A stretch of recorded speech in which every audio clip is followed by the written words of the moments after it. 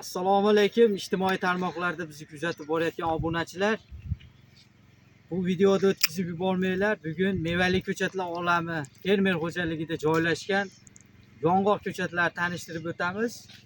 Mana bu ko'rib turganinglar Xitoy X185 degan navi, mana kattaligini ko'ryapsizlar. Juda ham yirik, oq mag'iz, yuqa-po'cha yong'oq. Mana yong'oqmisa yong'oq mana. Uyga ham ekadigan bo'lsangiz, bo'yi ham o'smaydi, tez hosilga kiradi, oq mag'iz, yuqa-po'cha. Hozir yong'oqning 3 turi bor bizda. Xitoy X185, Xitoy X145 va ideal navli yong'oqlarimiz bor.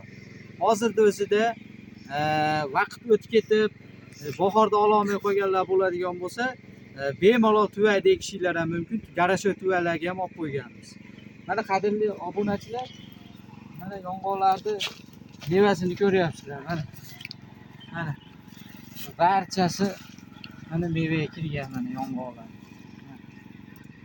Mana yong'oq ekaman deganlar mana shunaqa zotdor yong'oqlardan eksanglar bo'ladi. Bizi kanalga obuna bo'linglar. Like bosib, ushbu videoni barcha tanish bilishlarga jo'natib qo'yasizlar, qadrli yurtdoshlar.